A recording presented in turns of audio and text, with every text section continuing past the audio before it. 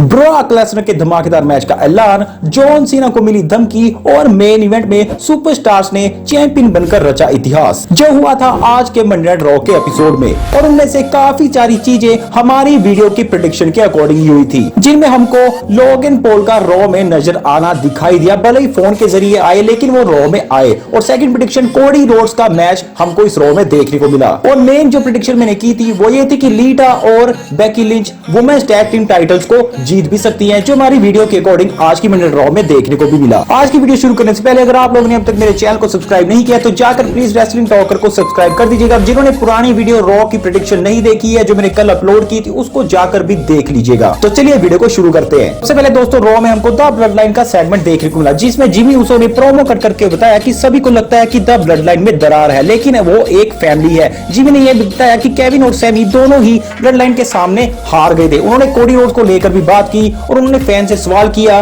कि क्या American nightmare Roman Reigns को हरा देंगे।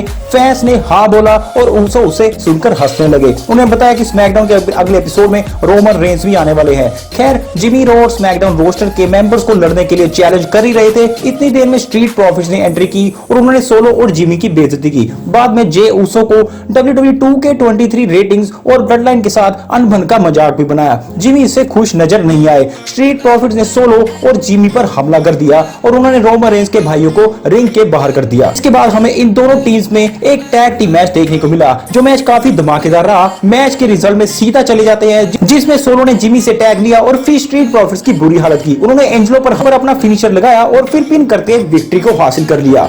मैच के बाद उन्होंने स्ट्रीट प्रॉफिट्स पर हमला किया, लेकिन यहाँ केविन ओवेंस ने आकर उन पर सुपर किक लगाई और साथ ही जिमी को स्टनर दिया, यानी कि केविन ओवेंस ने आकर बीच में इन दोनों का हमला रोक दिया। इसके बाद हमें एमवीपी का वीआईपी लाउंज सेगमेंट देखने को मिला, जहां पर ब्रॉक लेसनर ने पहले ही एमवीपी से एंट्री की और बाद में एमवीपी आए। एमवीपी ने बताया कि उन्होंने ब्रॉक लेसनर को इस तरह आने का न्योता नहीं दिया था। ब्रॉक ने बताया कि वो जल्दी आ गए। एमवीपी रिंग में आने से झिझका रहे थे, लेकिन ब्रॉक ने बताया कि एमवीपी से उन्हें नफरत नहीं है और वो सिर्फ बिजनेस करने के लिए आए हैं। ब्रॉक ने बताया कि वो एमवीपी से बिजनेस की शांति से बात करने के लिए आए हैं। एमवीपी आके रिंग में आए और ब्रॉक ने उनसे पूछा कि ओमोस के साथ मैच का मुझे क्या फायदा है। एमवीपी ने ब्रॉक की तारीफ की और फिर कहा कि लैशली के साथ उनकी कहानी अब खत्म हो गई है। इसी बात से उन्हें लगता है कि ब्रॉक का सामना 7 फुट 3 इंच के जायंट ओमोस से होना चाहिए। उन्होंने बताया कि जायंट प्रीस्ट को हराने का दम भी रखते हैं और लेसनर शायद ही उन्हें F5 दे पाए। लेसनर खुश नजर नहीं आए और उन्होंने चैलेंज स्वीकार कर लिया। ब्रॉक ने ऐलान किया कि रेसलमेनिया में उनका और ओमोस का मैच होगा।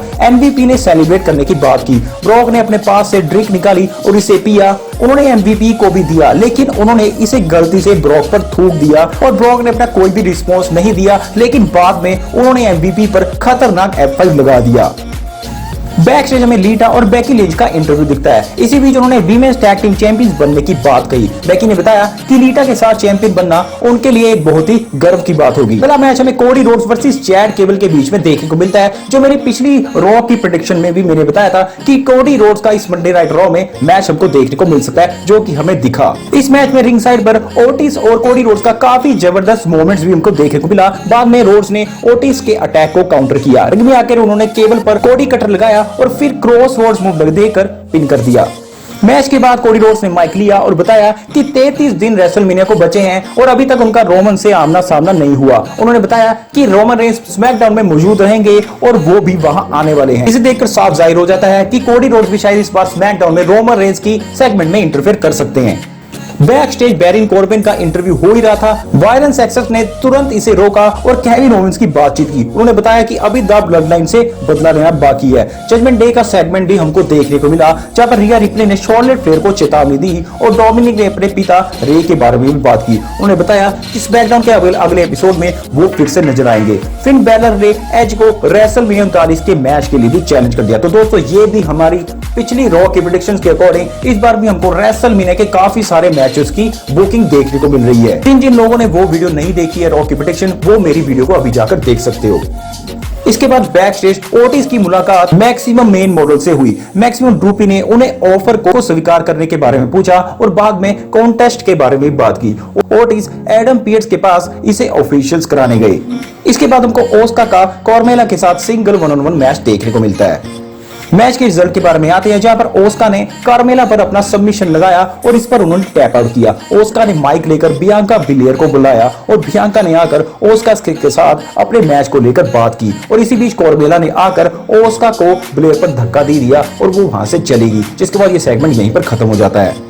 इसके बाद हमको पाइपर निवेन वर्सेस कैंडिस लेयर के बीच में 1-on-1 सिंगल मैच देखने को मिलता है, जिस मैच में निकी क्रॉस भी रिंग साइड में मौजूद थी और उन्होंने इंटरफेस करने की कोशिश की, लेकिन उन्होंने निकी क्रॉस पर अटैक कर दिया। जैसे ही वो रिंग में आई, कैंडिस ने रोल अप की मदद से उन पर जीत हासिल कर ली। बैक स्टेज जॉनी गोर्गानो का इंटरव्यू भी हमको देखने को मिला। उन्होंने ओटिस के साथ मैच को लेकर बात की और बताया कि वो उनके खिलाफ अपनी आखिरी हार को नहीं भूले हैं। उन्होंने ओटिस के चैलेंज को स्वीकार किया। इसके बाद जजमेंट डे की भी एंट्री हुई और यहाँ से फिर फिन बैलर के साथ गोर्गानो का अगले हफ्ते के लिए मैच भी बुक हो जाता है। इस शो में हमको एक और सेगमेंट देखने को मिलती है, जो कि मिस टीवी सेगमेंट था।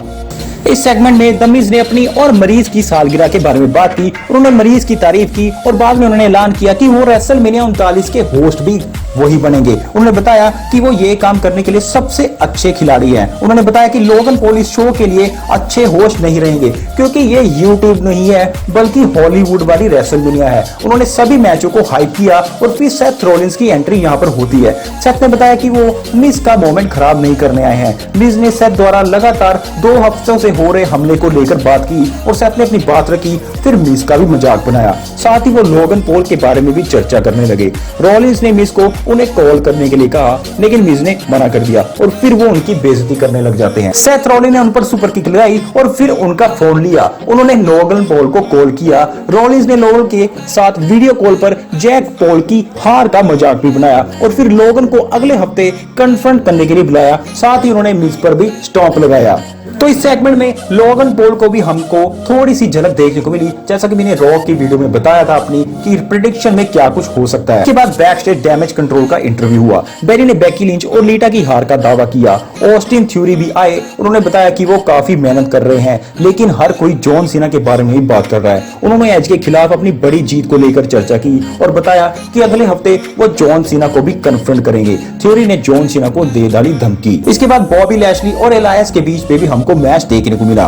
इस मैच में बॉबी ने स्पीयर लगाया और एलायंस को हॉट लॉक में फंसाकर धाराशायी कर दिया, जिस पर उन्होंने टैप आउट कर दिया। मैच में जीत के बाद बॉबी ने प्रोमो कर किया। उन्होंने बताया कि ब्रोक के साथ उनकी दुश्मनी खत्म नहीं हुई है। उन्होंने ब्रे वाइट को उनसे दूर रहने की सलाह दी। बॉबी जाने लगे थे। फिर बड़ी स्क्रीन पर ब्रे वाइट का मजेदार सेगमेंट हमको देखने को मिला। उन्होंने बॉबी लैशली के साथ अपना मसल मैन डांस दिखाया और वो एंड में सीरियस हो गए थे। बॉबी को यह देखकर बहुत ही गुस्सा आ गया। Back stage Chelsea green Adam Pearce से हमेशा की तरह शिकायतें कर रही थी और इसी बीच कार्मेला आई और पियर्स ने बताया कि अगले हफ्ते उनका बियांका के साथ मैच होगा। बाद में पियर्स वहां से चले गए और ग्रीन ने कार्मेला की तारीफ करनी शुरू कर दी। इसके बाद हमको ओटिस वर्सेस जॉनी गोर्गानो के बीच में एक मैच देखने को मिला।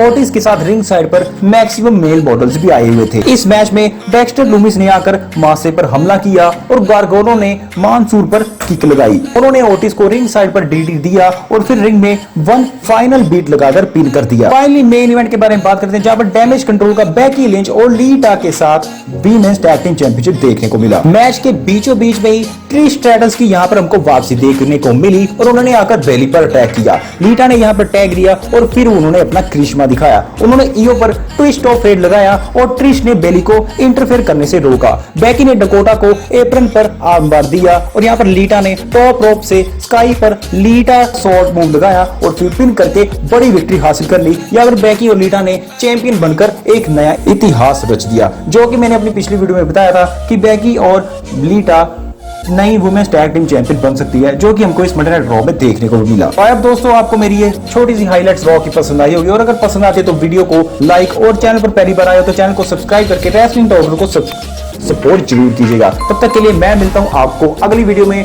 टेक केयर और मुझे दीजिए इजाजत।